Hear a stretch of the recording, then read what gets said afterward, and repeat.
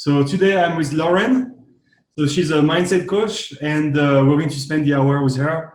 We're going to speak about visualization, limiting beliefs, etc., etc. Hello, everybody. I'm Lauren Doyle. I am a coach mostly for productivity and habits for entrepreneurs, but I also do a lot with mindset, psychological principles, and also how to help entrepreneurs build better habits through and productivity and all that sort of thing through mindset as well. So it's basically like, what kind of things can you put in place that help ensure your success, that actually feel easy, that don't feel hard? So I'm just gonna kind of go into some of the stuff here, and then if any of you guys have questions, like jump in and ask me anything. So Max Out Your Gym program is not an easy program, right? Because we push you out of your comfort zone. It's a lot of new skills to learn, and also it's a lot of work, right? So that's why I wanted to bring Lauren today so that she can help us with that. Yeah, so first part is you're learning a whole new system, right? You're learning something new to build your business. And so there's a lot of pieces in that. So one, you've already made a choice that you want to grow your business. Like there was some aspect of your business that was not working, right? Or you wanted to work better. And so you've already made that choice, right? So you purchased the program, you already made the choice that you were going to, do something about growing your business, but there's a chance, right, that you haven't done everything that you set out to do. So say you bought it and you're like, okay, it's too much information, and you get overwhelmed by it, or you take bits and pieces of it that you think will work for you or not. And in doing that, right, you actually are putting into play some of the things that are already in your way that's keeping your business from growing. And so one of the biggest things when it comes to habits and making changes, especially when it comes to entrepreneurs, is how to do it in a way that works best for you. And so one of the things that happens, especially we see this all the time, where entrepreneurs always want to learn new stuff, they want to grow in some way, and then they become completely overwhelmed by the material, they become completely overwhelmed by time, thinking that they don't have enough time. And part of that is because they're not managing their time well, right? Or their energy well. And so all of that stuff contributes to the things not happening that you want to happen, right? So one of the things that I always tell people that I'm working with is keeping track of when during the day, right, you have the most energy and harnessing that. And once you have an awareness of that, it's breaking down into pieces what you need to do for growth. For example, you decided to purchase a system, you are given all the tools that you need to get started, and you become overwhelmed by the time factor, right? This is like a normal thing because you're putting out fires, you own your business, you're trying to solve all these problems, and then your day goes and goes and goes and goes, and then it's the next day, and it's the same thing again. So even though you had made that initial choice of like, okay, I want something to change, nothing has changed. So the easiest way to make a switch and to create a new habit for yourself, for your business, is to start very, very small. So start micro changes, right?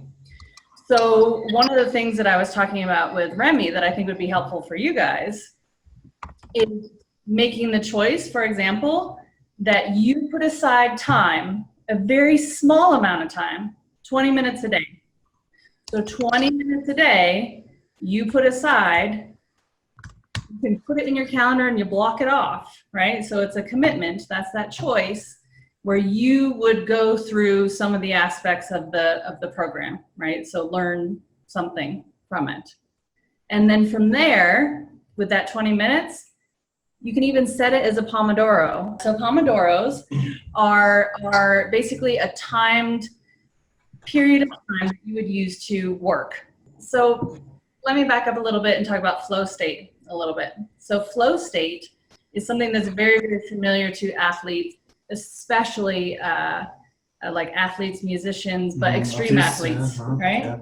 And when you get into flow state, in order to do it, you have to feel some level of stress, but also that you have to reach for something that is a challenge, but is not so challenging you can't get it done. Mm-hmm. So it has to have that feeling that it's a little bit hard and there's a little bit of stress involved with it, but then you have to like bring yourself into a calming down, like through breath, and then boom, you get into flow state.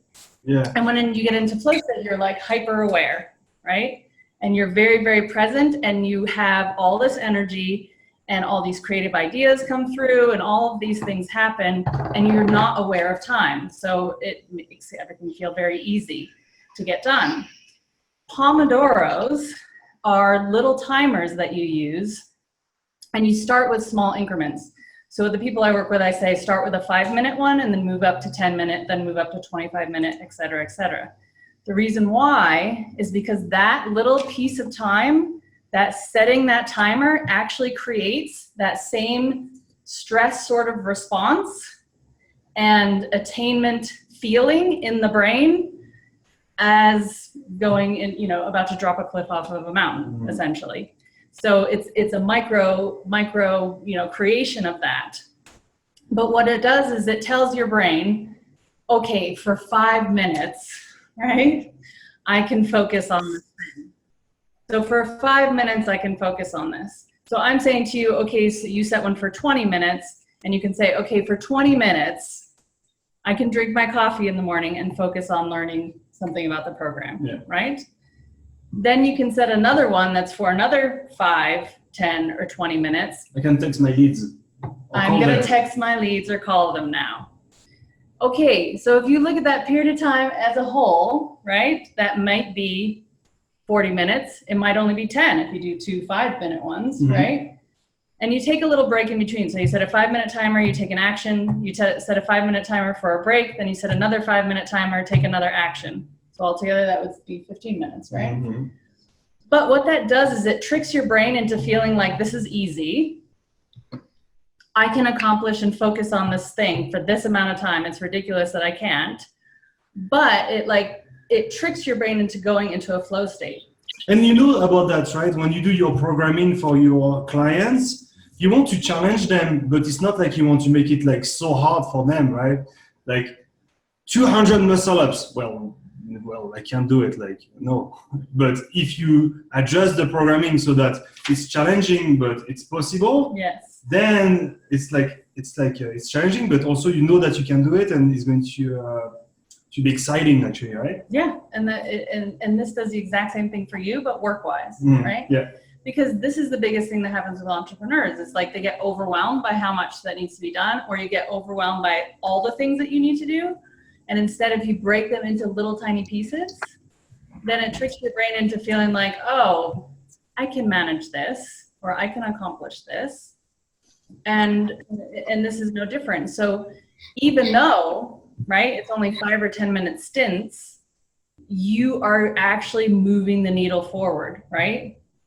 And because it feels small to your brain, you have a lot less resistance. So you don't procrastinate, right? No, and actually this is what I use for people who are like, you know, really serious procrastinators. Like, well, they have a real problem with procrastination, and this is the way around it. Because if you, and what I do is I have everyone set them up as like 5-minute timer, 5-minute timer, 5-minute timer. Then once you notice yourself getting into flow state, so what'll happen is you'll notice yourself start to like shift and change and want to make the timer longer, or just set it again without a break, right? Once you notice yourself, you've set it again without a break, that's when you know you've gotten into flow state. So at that point, then I'll tell people that are procrastinators, like, make sure that you know, that's when you want to have 25-minute periods at a time. But when you start to feel your energy drop back down and it's starting to feel hard again and you're wanting to get distracted again, then you stop and take a break. Yeah. Or end with another 5 or 10 minute one in something that can feel completed, and then take a break. Yeah. And so there are some people that are procrastinators, but there are some other people that would not procrastinate with like maybe 95% of their tasks. Yeah. But they would with like the 5 other %. And actually it's because those 5% are actually scary and they have a lot of fears. Yeah. So they would actually be productive, Yeah. but not productive on the things that are scary. And oftentimes, the things that are scary are the things that provide the better results. That's Could you exactly please right. speak about that? Yeah. So then that taps into a different aspect of things, which is the things that are the true growth things, the things that you're going to have the largest expansion with. So that's personally, right? And professionally are always going to feel the scariest. So when I say to people, like, anything that is that big thing that's really actually going to make the biggest changes for you or your business or your relationships or whatever, are also going to feel the most intensely scary or have the highest resistance to them. Yeah. Right? So when you feel that fear and resistance, like, that's exactly when you should lean in. Right? Yeah, That's exactly when yeah. you should, like, lean in and be like, oh, this is freaking scary. Let's go. And actually, the Untitled Gym program is pushing, the students out of their comfort zones. Absolutely. We make them record videos. We make you guys call your leads. We make you enroll people into a $500 program. Yeah. Those things are not easy, right? It's actually scary. But if we this is when we get the results. Yeah, exactly. We make them call. Yeah, like a lot of things are actually. Yeah, you have to actually personally grow in order to grow the business. Yep. So how do you push through those fears? This kind of gets into, like, ethereal or energetic sort of thing, but it's, what I always tell people all the time is, like, what feels light and bright is always right? So that, like, intuitive thing, that thing that pulls you forward, also always has a scary thing on the upfront to it. The things that feel safe always feel easier in the beginning, right? Like, oh, it's easier to keep going down my same path. It's easier to do that tomorrow, the thing that's uncomfortable. Mm-hmm. But what you'll find is the pain of that isn't on the front end, it's on the back end. So that's when you find yourself in the same patterns. So that's when you find yourself going through the same thing over and over and over again. It's just each time it loops through, it's harder and harder and harder. So just to illustrate what Lauren just explained, let's say that here we have the gratification and here we have the time, right?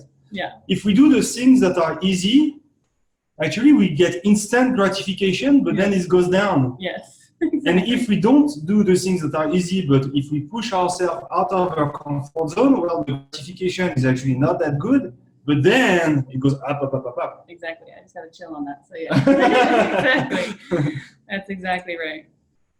So, with the Max Out Your Gym program, we don't do any magic pills, right? We don't set you up with spokesperson video. We don't, use a bait and switch offer. We don't use, like, social proof from other gyms. We don't want you guys to share your social proof or your videos. We want you to record your own marketing material. So it is scary, right? Yeah. It is not easy. So you don't get an instant gratification right away, right? Because it's like, I got to record those video ads. I don't want to do it, but okay, let's push through it. And then you send us the videos, and then we provide you feedback. We ask you to record again. You send it to us again. We ask you to record again. You send it to us again. And maybe fourth, fifth, or sixth batch, now it's good. And now you can launch. And now it works, right? Candice, for instance, I remember that, we had to record several times, right? But now you're crushing it, right? Candice made we just did an interview with Candice. She made 5.5K last week. Right, and I'm sure that this week she's going to do the same again. So she's on her way to a 22K month just with the front-end cash, without including the money from the EFT, right, Candice? Right. So it was not easy at the beginning, right? We were not getting that instant gratification, but now are you getting rewarded, Candice? Yes, I am. For sure, right? Yeah, so that's the biggest thing of it is, like, when you feel that resistance on the upfront, so those big things always happen. So I always tell people, like, get comfortable with feeling uncomfortable, because that is, and I'm getting filled on that one too. It's like that's where the growth is. And like I said, there's ways to kind of trick yourself into making that feel easier by breaking it down into smaller pieces. So making a commitment, it starts with that choice. right? That you've made the commitment. Then you make the commitment, make it small to start out with. 5 minutes. Okay, I commit to 5 minutes of doing this. I commit to 5 minutes of making this video, whether it's good or bad, you know, or even just put the camera on the table so that it's like in front of you, so that you have to maybe the next day have to record the video, or like break it down into what you're going to say one day and then have the camera out the next day and then record one piece of it the day after that. Like break it into little tiny pieces so that here's the other thing too, is that with habits and making new habits, especially for business and productivity and growth and all of those things, is like if you commit to doing that a little tiny bit each day, even if it's only for 1 minute, even if you only did it for 1 minute, to your brain, it's the same. So for your brain, it's like, okay, this becomes a part of the routine, and that's how it becomes a habit. So then it feels easy for that 1 minute to turn into 5 minutes, for that 5 minutes to turn into 10 minutes, for that 10 minutes to turn into 20 minutes. Next thing you know, after 21 days, like it would feel worse for you not to pick up the phone and make some phone calls, or not to open up the computer and do part of the program, than it would to just go ahead and do it. Yeah. And so even if you have like time crunch, if you make that commitment, even if you had, 2 weeks where you could do 20 minutes of a day, and then there's, 4 days in a row where you only can do 3 minutes of it, still do those 3 minutes. Because those 3 minutes to your brain still keeps it in the habit loop, right? Yeah. And still makes it like, okay, it's still a part of the pattern. And maybe in 3 minutes, you send 2 texts. And one of those texts, the prospect is going to schedule an appointment. And exactly. It is plus $350 or plus $500. Yes. Yeah. And even like for myself, for example, being in front of the camera. So I was like, I can talk in front of the camera like this. I can stand in front of a group of people and talk, and I'm totally fine. But if you asked me, like you, Candace, to record a video, I'd be like a frozen robot, right? Like it was terrible. And so finally, I had like several people ask me the same questions over and over and over again. And I always found that I was like repeating the same things back to people over and over and over again. And then they would say to me, do you have a YouTube channel? Do you have videos? And I'd be like, no, I don't have that, right? And it finally took enough people ask me that I was like, this is so dumb. Like, why don't I have a YouTube channel with videos? This is ridiculous. And so I committed to doing a video 5 days a week, every week. So every week, and the other thing was I was getting frozen by perfection, right? So it was like, oh, I can't, like, I can record it, but I'm going to have to edit it. Oh, my hair doesn't look good. Oh, my makeup isn't right. La da da da da da da da. And so finally I was like, I can't do that. I literally just have to, turn on my camera, hold it, whatever comes out, I don't care if it's good or bad, I have to post it. And I did that. I did that from March until August of last year. 5 days a week, I never missed it. It didn't matter if it was 11:58 p.m. of a day. I was sitting in my closet because it was the only one that had like a fluorescent light. And I would sit in my closet with my pajamas on and be like, okay, I'm doing my video, blah, blah, blah. And I post every single one on Facebook. Or not on Facebook. Well, I did actually do it on Facebook too, but like on YouTube.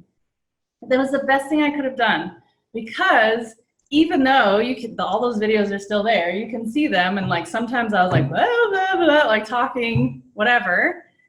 It made it so my message became more and more clear. Mm-hmm. So as the videos go on, you see, I get much more comfortable on camera. The things that I want to say within a 3 to 5 minutes period of time are much more clear, and I got better and better at refining what my message was. And what people also wanted from me, so like, because then I was getting feedback of like, oh, that was interesting. What about this? So then I had more clarity on what people, more information that people wanted from me. And actually, what's good also to realize is that when you want to reach perfection, those are actually the videos that are going to perform well. Yeah. Right? We tested that so many times with our video ads. Like when it's too perfect, it doesn't work because then it's like, it's too perfect, it's too much like an ad, and people don't opt in on it. Yeah. But actually, when you're like just recording a video, you take your phone, you do a selfie video, and you're just being you. Actually, those videos are the best ones. So don't don't try to reach for perfection. Just record and record and record again, and then we test the videos, and then we find the best ones. I mean that's so true even in my own case. Yeah. Like the video that ended up being shared the most was one where literally my hair was in a bun on the top of my head. I had like pajamas on literally, and I was just like in my closet. That was the one that people ended up sharing the most or whatever. So it was, but even for myself, I felt the most critical about it. It was the one that was the most endearing to others. Like they felt more relatable to me, I guess, in that moment. So yeah, that's totally true. But I never would have gotten to that point had I just not made the commitment to do this every day, no matter what. It didn't have to be perfect. It was like a challenge that you created for yourself, right? Totally. I'm going to do it once a day, every day, from Monday to Friday. Yes. And I'm just going to put it out there, and that's it. Yeah. And initially, I started with a bet with my friend. Mm-hmm. So I was like, okay, if I don't do this, then I have to pay you $50. So she would call and check on me and say, did you do your video? And I'd be like, no, I'll do it quick. So the first initial was very difficult to do. But then once I did it, like that's a huge piece of it, is have someone hold you accountable to that. Like for me, it was paying someone $50. Like I just didn't want to pay her $50. And I knew that she would say to me like, Lauren, did you do your video? And I'd be like, okay, I'll do it. But then after a while, like I didn't need that anymore. Then it was like I had my own thing. Like if I didn't do it, I would feel like bad and weird and like something was missing. Yeah. So, the initial of creating that new habit of accomplishing something or changing something in your business, having someone hold you accountable for that initial piece helps a ton. Yeah. But again, making it small. So for me, the videos was, I just had to turn on my phone and do it. They were only 3 minutes at a time, like made it easy for myself. And sometimes, our students are asking us, how many videos do I need and how often should I renew them? Yeah. The answer is as many as possible and as often as possible. Yeah. Right? Because actually what we want to generate with our video ads is FOMO, fear of missing out. We just want to share the great things that are happening at your gym, the results, the fun, right? Yeah. So you have to get that new habit of recording videos because we just need to share the truth of what's happening at your gym, the results, the fun, right? So here we are taking that example with the videos, but it could be calling your leads. Yes. It could be, all those things that are pushing you out of your comfort zone. Yeah. Well, we just need to push for it. And that's, something that you guys could possibly do, right? It's an accountability challenge, essentially. Yeah, it's like screenshot the fact that you texted 3 people. Yeah. That's a 5-minute commitment a day.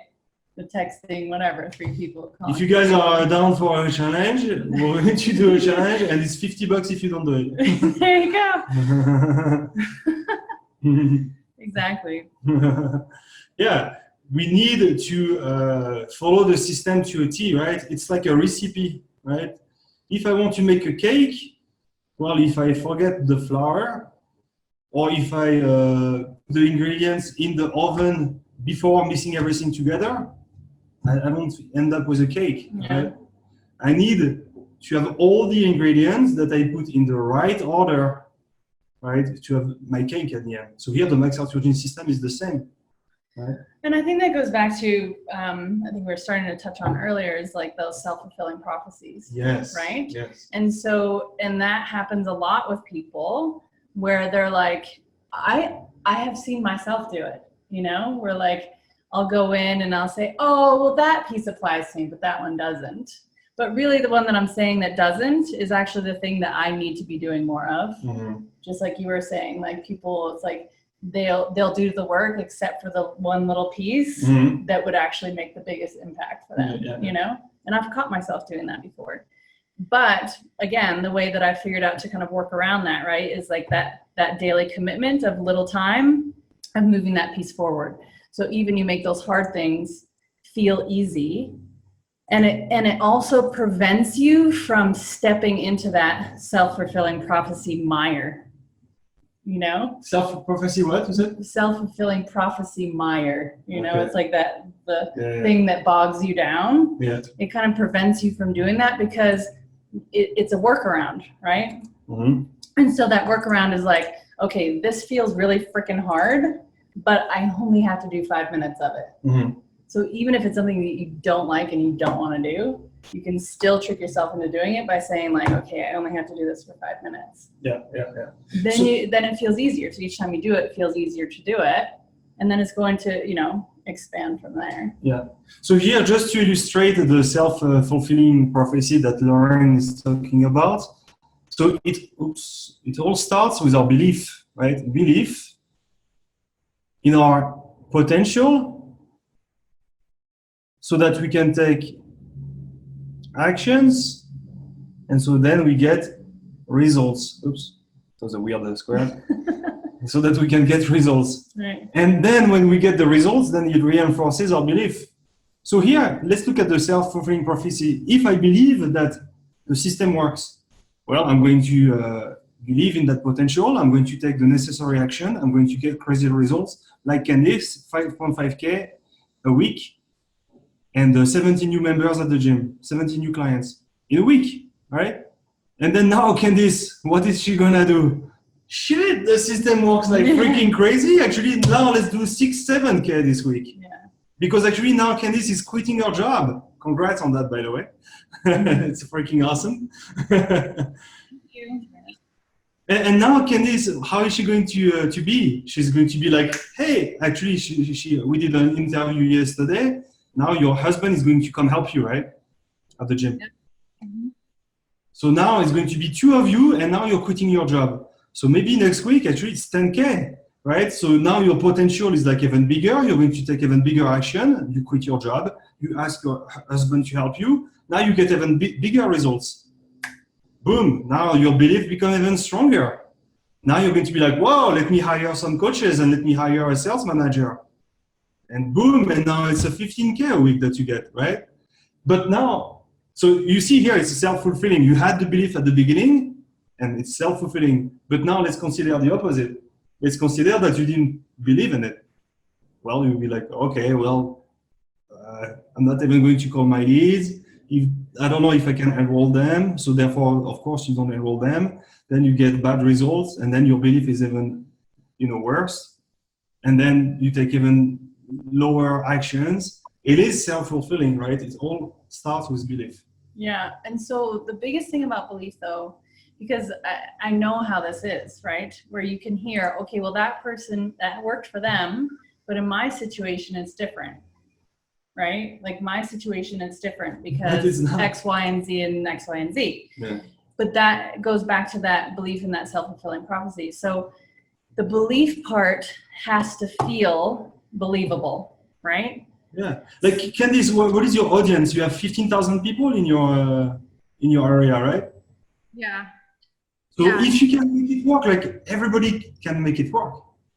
Right. Nobody has a smaller gym than me in a smaller community with less money in the bank and less time to do it. I mean, I really had like worst case / best case scenario as far as I had to make it work or I had to just not do it. It was like one or the other. So yeah, exactly. Yeah. And that, that's the thing, right? Like you got to the point where it was like, that's what I was talking about in the beginning, that resistance, that fear piece. So which part gets stronger, right? The fear of failure or the fear of success, whichever one it is, you got to lean into it and just be like, that's the next stage, right? Like when I say like, what feels light and bright is always right. And there's that fear piece. The next piece in that is trust, right? Like you have to trust that you can leap to that next, you have to do it. Yeah. Like to leap to the next thing. So at some point you had to say, whatever, I'm going to try it.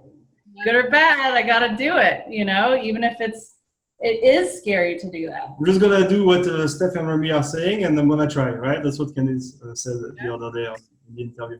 Yeah, and that's the point. So there was some aspect of that at one point that you're okay. Some aspect of this is believable. I'll go for what feels believable, and that's the biggest thing too. Is that people kind of like put so much pressure on themselves of like what can be believable. Well, I have to believe that it needs to be like 2 million in revenue this year, and it's a brand new place, right? Well, if you don't actually believe that, you're going to put things in place to prevent you from taking those actions. Yeah, like a protection mechanism kind of. Totally. Mm-hmm. So then if you like break it into, again, these small pieces of like, okay, what is believable? Okay, I believe I could probably get 3 people in 2 weeks. Right? Yeah. Yeah, so like make it believable. Okay, what needs to happen to do that? Okay, I'm gonna commit to 5 minutes a day. Maybe I'll text one person every day. In 2 weeks, I'll see if I can get 3 people. That's pretty believable. It's easy, really easy Right? with the system. Yeah. Yeah, and so like break that piece into something believable, break it down into something that feels easy, break the time increment down into something that also feels easy. So it's like do that, and then you're going to start to see some result. There's a pretty good chance if you text at least 2 people a day in that 5 minutes, in 2 weeks you would probably get 3 people. Right? So now you've gotten that, now you believe that, oh, that's actually believable. If I commit to that 5 minutes a day, that's pretty believable. I did get 3 people. Mm-hmm. You know, that's whatever. Mm-hmm. 9, what is that? Whatever. 350 times 3, whatever. 1,200, Yes. right? You know, so like that's a believable piece. So then you're going to go a little bit more, right? At that point, you'd be like, okay, I'm going to up my time to 10 minutes. That's 4 people a day. Yeah. That might double my numbers. Mm-hmm. So then there's your 6. So then that stuff compounds. But if you went from the beginning to something that's not believable, okay, if it's not believable for you to have 25 people in 2 weeks, then you're going to start putting the things in place that are going to prevent you from even trying to get those 25 people. Yeah. Because it feels Like too big, it feels too kind of, hard. Yeah. A shell around your Yeah. around you to protect yourself. Well, that's when it comes in. Well, I don't really have time today to do it. I can do it tomorrow. Yeah, tomorrow I'll try and do it. Well, I don't even know what to say now. How do I do? You know, like all of these things start to come in because that little piece is not believable, and it's not broken down enough to make it feel easy enough to try. And is it what you would call visualization, or? Okay, so visualization is a different thing. So when you really start diving into people who become successful, like what you would consider successful, right? Mm-hmm. They all use visualization. Yeah. But visualization is, let me be clear on what that means. One, it needs to be something that you, yes, can believe, right? But it gives you clarity on what it is that you want. So the other aspect of that, we were talking about this a little bit yesterday, like when you even look at particle theory, right, and how time affects particles, they only can be affected from the present time moving forward, right? So anything that's happened in the past it's aware of, the particle itself is aware of, but it can't change and it can't be affected by it. But in future time, in present time, you can affect a particle, and it affects it into the future, so time moving forward. So visualization is essentially a expansion on particle theory, Mm-hmm. right? Yeah. Because you yourself are made up of particles, right? So you can affect anything within yourself in present time only, and then time moving forward. So if you want something to actually be a reality for the future, you have to experience it as if it's happening now, on a physical level, on an emotional level, and an energetic level. So what does that mean, experiencing? So when you close your eyes and do a visualization, so you guys have a gym, so you're used to working with people that are using their bodies, right? Well, I was a professional athlete, so I'm, worked with athletes, and I did this myself. The difference between the athletes that actually became great and everyone else is they use visualization, right? And so to your brain, visualizing something is as real and as effective as doing the action itself. Yeah. So when you visualize something and you close your eyes and you imagine what it is that you want, whether it's in business, whether it's physically, and there's studies to back this up, there's studies about this, and changes in the body just using visualization versus movement itself. Yeah, actually, Right? it's Tony Robbins that is always using the same example, the same story. Yeah. He's speaking about basketball athletes. Yeah. And a group of professional athletes is actually practicing physically, and another group is actually just like visualizing it. Yes. And then they tested the results, and actually the ones that were just visualizing it were actually having better results. Yes. It's crazy. Yes. Because to your brain, you can actually experience it more perfectly, right? Mm-hmm. And so then when you actually go to physically do it, your brain already knows what to do and where to go, mm-hmm. right, for it to happen. It's also interesting because Arnold Schwarzenegger, in his book, he actually talks about the thing that got him to be Mr. Universe was he started using visualization in conjunction with his actual workout. So he was seeing himself already as Mr. Universe. Yeah, but also even how he worked out. Mm-hmm. So he would actually just visualize every fiber and every muscle, sliding back and forth and moving and getting stronger as he was working out. But then also visualizing himself, like the muscles getting bigger and stronger in using weights, but he wasn't actually doing it. It was just visualizing. Yeah, it's crazy what you can do with visualization. Yeah. I just watched a documentary on Netflix that I actually recommend. It's called Heal. And a guy didn't want to have a surgery for his lower back. Yeah. He had like 5 vertebrae that were broken. Yeah. And the guy just visualized himself like fixing his vertebrae, and it worked. Yeah. So like it's really showing the power of belief and faith. It's crazy. I mean, I'm a scientist, right? I used to be an engineer. To hear that, it's a bit woo-woo for me. Yeah. But I mean, yeah, my degree is biomedicine, so I'm a very sciencey person as well. Yeah. Yeah. And actually, it is actually physics, right? It's called quantum physics. Yeah, right? quantum physics. Yeah. So it's actually advanced physics. It sounds woo-woo, but actually, it is true. It is true. It is the truth. Yeah, and now more and more studies are backing that up, as far as like, using visualization without even actually moving at all, and then compared to, just like you said, people who actually did the movements without visualization hard. Yeah. So combining the two is quite exceptional. So taking that back into business, it's no different. So you want to experience your results through your visualizations as if they're happening now. So how do you feel physically, that happening? How do you feel emotionally with that happening? How do you feel energetically with that happening? And so you experience those experiences, and the interactions is a complete visualization, but you have to experience it. How would you feel in your body when this is happening? How would you feel emotionally as this is happening? How would you feel energetically as this is happening? Because again, it has to happen in the present in order for it to affect future time, because time has to catch up, right? Like energy is instantaneous, but time has to move through the physical, so it has to catch up. And so you can actually influence everything just by using visualization.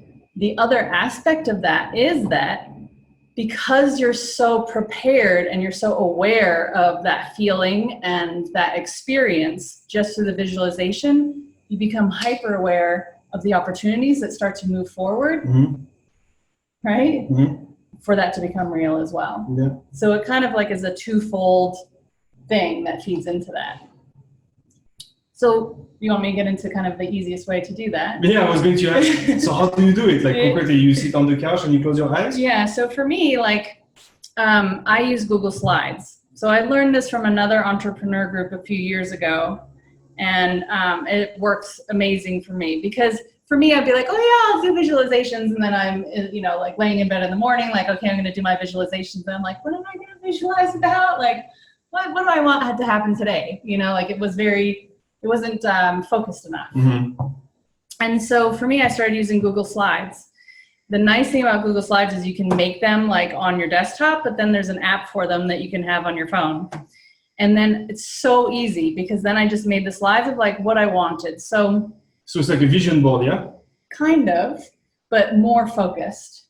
And so I made a video about it, so I can send it to you and you can share it with your group. Of course, yeah. But basically, like I kind of start from the internal and work out in my Google Slides. So I start with like relationships, and then travel, and then business, right? And then extraneous that I want to learn, for example. Mm-hmm. So mine start out with like, how do I want to feel within my relationships, right? Whether it's with a partner or whether it's with family, whatever. And I use specific phrases that elicit a feeling for me. So for example, even on the top of my slides, I have 2019 goals, kick ass, right? So that has a feeling to me that resonates for me. And so I see that and I know exactly, okay, I know how that makes me feel. I know how that makes me want to feel, blah, blah, blah. And so I'll use like trigger phrases throughout there to like elicit a feeling, physically, emotionally, energetic, very quickly, right? So that's how, and colors as well. I'll use colors that make me feel a certain way. So each year, the color theme that I have is a little bit different. The trigger words that I use or images that I use are a little bit different because they elicit that feel, right? Yeah. So I want that to happen as quickly as possible. Then the business aspect of things, it's like, okay, you know business, now act like it, so it's like, what are the things that I know, but that elicits a feeling for me, that phrase. And then I have the list of things that like, these are the things that to remind myself that I want to hit this year. Like, I need to do this. I need to do this. I need to do this. I need to do this. Because I review those every day, then I have those reminders. Oh yeah, I need to touch base with this. Oh yes, I need to touch base with this. These things are a priority. And so you go through those every day and you have that experience viscerally, right? Before you even start your day. So then everything starts out much more focused. And I'm hyper aware of opportunities. So the opportunities that come forward, I'm not questioning or I'm not scared about because I'm like, no, this is in alignment with that feeling. Yeah. So guys, if you want to learn more about visualization, I would also recommend this book here, Think and Grow Rich. Oh yeah, that's a great one. Yeah, that's the first one, really, right? It's all about visualization, right? Yeah. I really recommend that you get this book. It's a great book about visualization. Yeah. Do you guys have questions? I'll ask a question, I guess. So a lot of what you had kind of referenced was like starting the program and like following up with leads and stuff, and that's helpful. But also one of the things that I'm working through right now is like the fear of like growing so fast. And so I went from like 15 to 20 people and like doubled that in a week. And I'm in just like a little metal shop and I don't have other coaches really. And so I'm not like necessarily equipped or ready for this, but I'm doing it, and I think it's like a valid fear. So how do you work through stuff like that? How can I push through or lean into that and really succeed with this? So that's a big one that I work with a lot of the people that I work with, and one of the things that I always tell people is like, keep imagining your business at the next level and what that looks like. And then imagine that it happens tomorrow, right? So for you, that did happen, right? It happened tomorrow and now you're in it. And so that's when, okay, so right now you're kind of in the scramble of like, what systems need to be in place for this to go smoothly? And so I always tell everyone, like, take note of everything that's happening now, right? Like, what things need to be in place for this to go smoothly? And then look at the smallest piece of that you can actually manage and move forward on that piece. So it becomes a part of the system for growth, essentially. So then if you constantly are looking at your business as like, okay, if this happened tomorrow, what would need to be in place for this to go smoothly? You're already a bit prepared for what or who or it that needs to come in for that to go smoothly. Does that make sense? So like sometimes for example, like I have, clients that are, 7 and 8 figure businesses that are expanding, and that when the expansion happens, it's like huge and fast, And so I always say like, okay, you're going after these clients, you have that number in mind. Now I want you to backtrack and think it's going to happen tomorrow. Who needs to be in place? What would you need to hire? What is the cost of that? And then start like kind of chipping away at those things. How would you need to do the training? Who would do those trainings? Like if you're bringing on one piece of that aspect now, record everything that's happening. So for example, for you, if you are realizing, I need one other person to come in and help me, another trainer, for example, to come in and help me. As you're doing that training for that trainer, record everything, right? Because you're going to expand again and you're going to need another trainer. So how can you be more prepared with less of your own personal time is, like if you're taking care of the training in the first place, and you can at least automate some aspect of that. So if you have videos of all the training that you did, right? Or PDFs even, then you would just be able to hand that material over, watch these when you go home in the evening, then they're more prepared the next day when they come in. And it's a much smoother transition when you add another trainer and another trainer and another trainer, for example. Yeah. So it's true that we want to keep a good customer experience, right? We want the new clients to be happy and the old clients to stay happy. Yes. Right? So we want to grow the gym, but we want to keep the fun. We want to keep the results, right? So I highly recommend that you go through the retention module. But it's true that now for you, Candice, now you might need to hire a coach, right? Because, well, you need to provide a good experience to your clients. So you need to hire. We can help you with that. You are getting one-on-one consulting with the Max Out Your Gym program for 3 months. If it's after the 3 months, we have other programs to so that you keep access to the one-on-one consulting. We have also a program that is called Champion Cycle, and Champion Cycle is built for that, so that you don't work in your business anymore, but on your business. And it is about delegating, building a team, and having systems and automating. So what Lauren just said about recording everything, well, that's what we do actually in Champion Cycle. We just want to hey, here's the roadmap, here's the blueprint on how to do it. Yeah. Here's how to do sales. Here's how to do the programming. Here's how to do this, right? We just want to actually document everything. A book that I would recommend for that also is The E-Myth. The E-Myth, so it's about working on your business and not in your business anymore. So that's a book that I would recommend that would introduce you to the subject. And then you can continue with the Champion Cycle program or with the one-on-one consulting that we provide. You're still in it right now, Candice, so make sure that you use our help. And also, you are in control, right?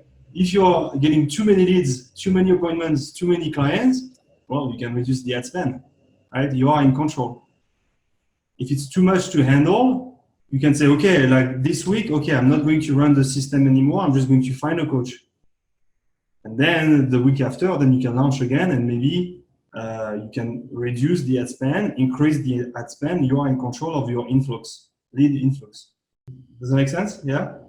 I've got my ads paused right now. My kids were sick anyway, so I needed to kind of just reset for a couple of days. I still have appointments though. Somehow they still trickle in, so I'm still signing people up, even though I'm kind of like, I'm ready to I don't know. I think I need to make some ads like we talked about for like early birds or for a mom's class or something like that, and try to maybe bypass those evening classes for a while. I opened up another time slot in the evening, so I've got 2 classes now in the evenings where I only had 1, and I'm hoping that evening class will disperse a little bit because 20 people in this gym is just too many. So yeah. Eric is asking a question: how do you get more hours in the day? So it's about productivity, right?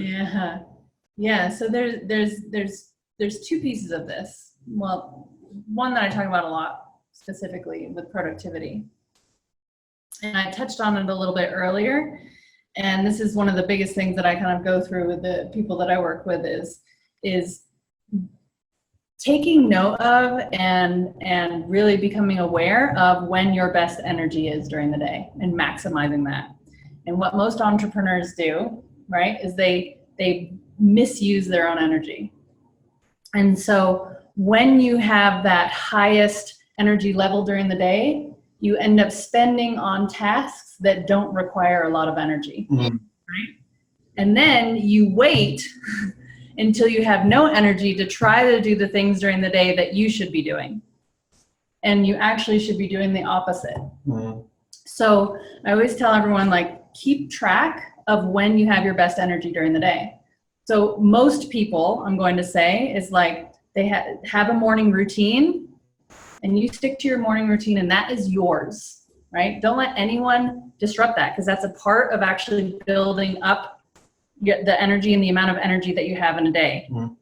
Then most people, their highest energy time is morning-ish, right? So whatever that looks like for you. So for example, I have one client, his is from, he sticks to his morning routine, which is from when he wakes up, which is about 8:30 until 10. And then 10 to 1:30, he's on fire, right? That's his max energy time. That used to be the period of time where he was putting out all the fires and he was all, and then he had no time, right? And then at night, when he's tired, then he would try and work on the things that he should be working on that only he can do, which was the creative stuff and the business building stuff and all that sort of thing. So just making those little shifts of like, okay, your morning time, your morning routine is yours. Don't compromise on that, right? Because that's a part of your energy. Then when you have that max energy time, that's a period of time where you feel like you're ready to like hop into work, right? But that usually is the time you start putting out fires, right? Don't do that.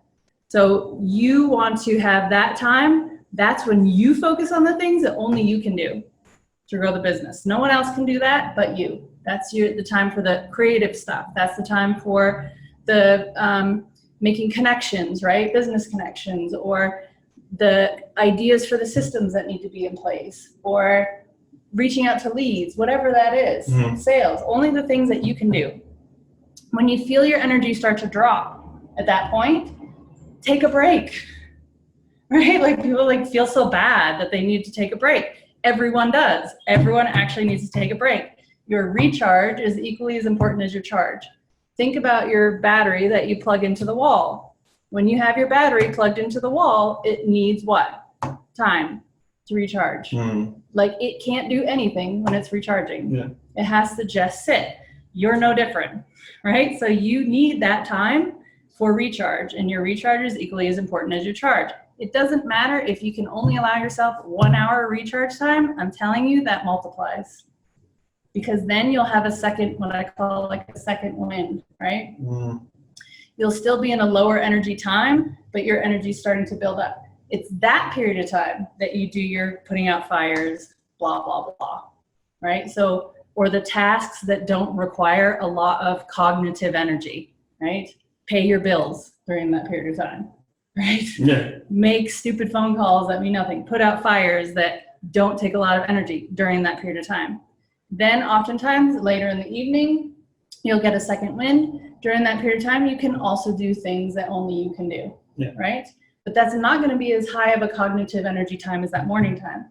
But what ends up happening is you become 3 times more productive than you ever were before. So it's not that you have more time. It's just that the time you have is more productive because you're using the energy that you have and it carries you through. And I also use the Pomodoros for that as well. So like during that high cognitive energy time, use your Pomodoros to kind of force you into getting the things done that you need to get done. And it sounds counterintuitive, but I'm telling you, most of the people I work with, they used to tell me they have no time. They take 2 to 4 hours in the middle of the day for recharge time every day. And they're not working until 12 or 1 in the morning on their stuff like they used to. They can actually relax and sleep properly in the evening and have a morning routine. So it really, really is super important for you to manage that well. And, you know, like, even if you have families and you have things going on and all that stuff, you still can manage that in a way that works for you. Is that helping, Eric? Yep, it is. That helps. It's just trying to deal with a family of 7 as well as running this business and doing, you know, speaks what I think I need to improve on more, is figure out when is that high energy time, and then work on those things, like you said, that only I can do, because there's plenty of things that that I can do during low energy time. But you're right, it's hard to prioritize those times, because it may be not necessarily a fire that I need to take care of right now, maybe later in the day. A lot of times those fires just seem to be urgent, but not really important. Mm-hmm. Exactly. And it's really a matter of being aware that, yes, it seems urgent, but like, honestly, the 2 hours is not gonna, like, for the most part, it's not gonna make a difference, right? The other aspect of that too is that I tell the people I work with is, like, plan that high energy time the day before. Mm-hmm. So and the reason why is because when you try to jump into that high energy time and figure out what you need to do that day, then you're actually wasting more energy. So, and you already know, right, by about, let's say 5 o'clock every day, you already know what you really need to do the next day, right, to move things forward. So I write those things down. So I like have a Chrome extension that I use and an app that I use, that I write those things down and I put them in the day before, always. When it's my high energy time, I go in there, I open that Chrome extension. There's actually Pomodoros attached to that. And it's just like, boom, I open it up. I'm like, oh yeah, okay. And then you can jump right in. So you can get into that flow state that I was talking about earlier a whole lot faster, because you don't have to think about, and you've had the time, because when you write those things down, your unconscious or subconscious mind is actually processing and trying to problem solve for the things that you need to do the next day. So when you actually jump into those things the next day and you open it up again and you see, like, oh, those things are there, boom, you can actually jump into and step right into the state you were in the day before when you put those things in there. So it saves you a lot of cognitive energy as well, so that you have a lot more energy to keep working through the things that you should be doing. Does that make sense? Yeah, makes sense. Thank you. All right, so crush it this week. I hope that Lauren got you pumped for the week, that you got inspired by Candice's results, and we'll chat next week. And what is your YouTube channel? So it's Trust Your Gut with Lauren Doyle. Great. Thanks so much, Right. Lauren. Thanks, Lauren.